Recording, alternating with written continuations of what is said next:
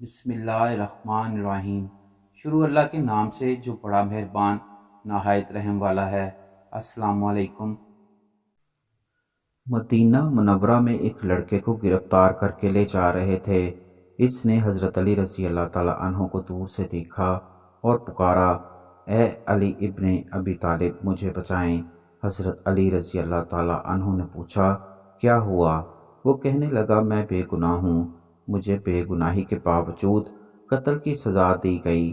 آپ نے سپاہیوں سے پوچھا، کیا ماجرا ہے؟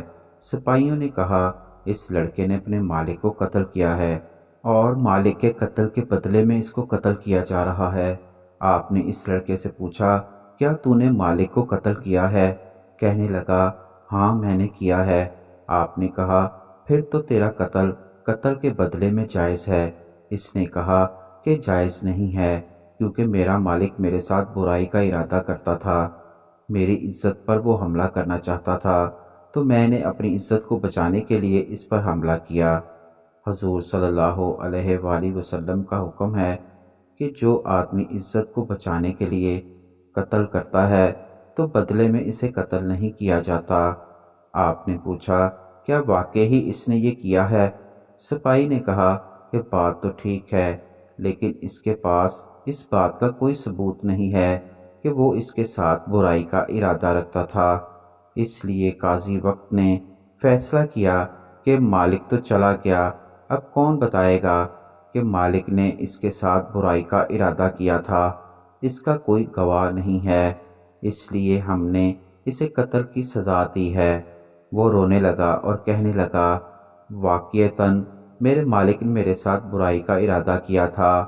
حضرت علی رضی اللہ تعالیٰ عنہ قاضی کے پاس آئے اور کہا کہ آپ اس قتل کی تفتیش میرے سپرد کر دیں۔ قاضی نے مان لیا۔ حضرت علی رضی اللہ تعالیٰ عنہ اس لڑکے کے پاس آئے اور پوچھا کہ بتا، تیرے مالک کی قبر کہاں ہے؟ اس نے کہا، فلاں قبرستان میں۔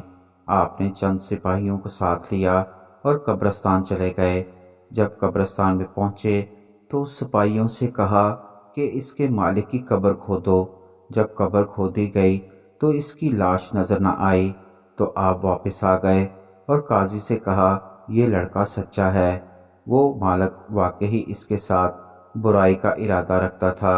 قاضی نے دلیل مانگی تو حضرت علی رضی اللہ تعالیٰ عنہ نے فرمایا، میں نے حضور صلی اللہ علیہ وآلہ وسلم سے یہ حدیث سنی ہے کہ جو آدمی لڑکوں سے برائی کا ارادہ کرتا ہے، جب اس کا انتقال ہو جاتا ہے اور اس کو قبر میں ڈالا جاتا ہے تو اس کی لاش کو اٹھا کر قوم لوط کے قبرستان میں بھیج دیا جاتا ہے۔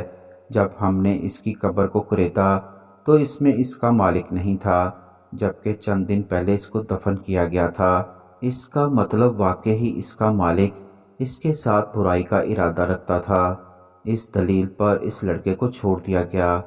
اینڈ میں اللہ تعالیٰ سے دعا ہے کہ اللہ تعالیٰ ہمیں برائی سے بچنے اور نیک اعمال کرنے کی توفیق عطا فرمائے، آمین۔